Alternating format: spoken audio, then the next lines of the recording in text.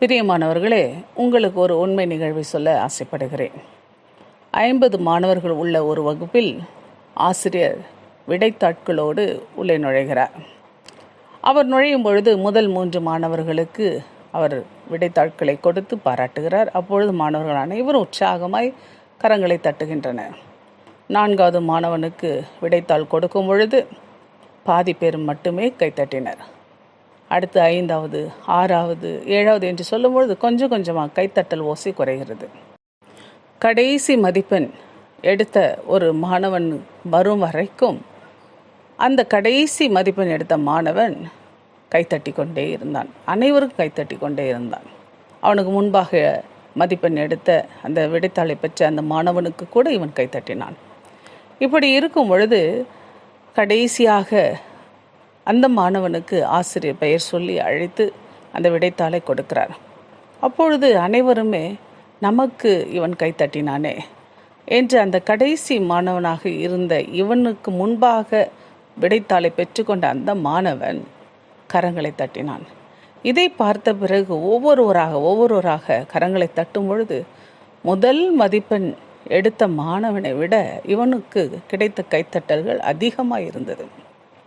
இப்படியாக அந்த நாளிலே விடைத்தாட்களை பெற்ற ஒவ்வொருவரும் அவனை பாராட்டுகிறதை பார்க்கும் பொழுது அவனுக்கு ஒரு உற்சாகத்தையும் ஊக்கத்தையும் அந்த கைத்தட்டல் கொடுக்க ஆரம்பித்தது.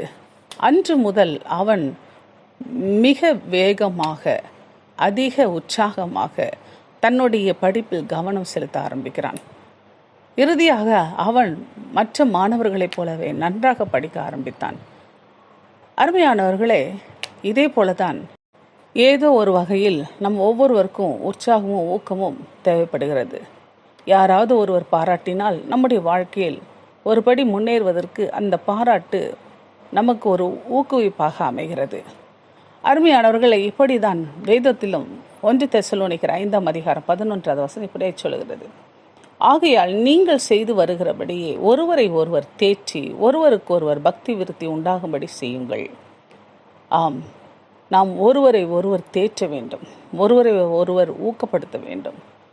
அப்படி செய்யும் பொழுது அவர்களுடைய வாழ்க்கையில் சோர்ந்து போன நேரங்கள் அவர்கள் உற்சாகம் அடைய முடியும். கவலைப்படுகிற நேரங்களில் அவர்கள் தேற்றப்பட முடியும்.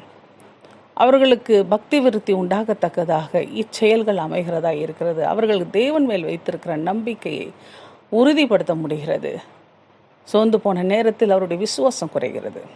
நாம் உற்சாகப்படுத்தும் பொழுது, அவர்களை தேற்றும் பொழுது, அவர்களை ஆற்றும் பொழுது, ஊக்கப்படுத்தும் பொழுது, பாராட்டும் பொழுது அவர்கள் தங்கள் வாழ்க்கையில் தேவன் ஒருவர் உண்டு என்று அவர்கள் நம்பி விசுவாசத்தோடு அவர்களுடைய பக்தி வாழ்க்கை சீரடைகிறது, சீர்படுத்தப்படுகிறது, பக்தி விருத்தி அடைய முடிகிறது. ஆகவே வேத வசனம் சொல்லுகிறபடி நாம் ஒவ்வொருவரையும் நம் ஆற்றவும் தேற்றவும் கடமைப்பட்டிருக்கிறோம்.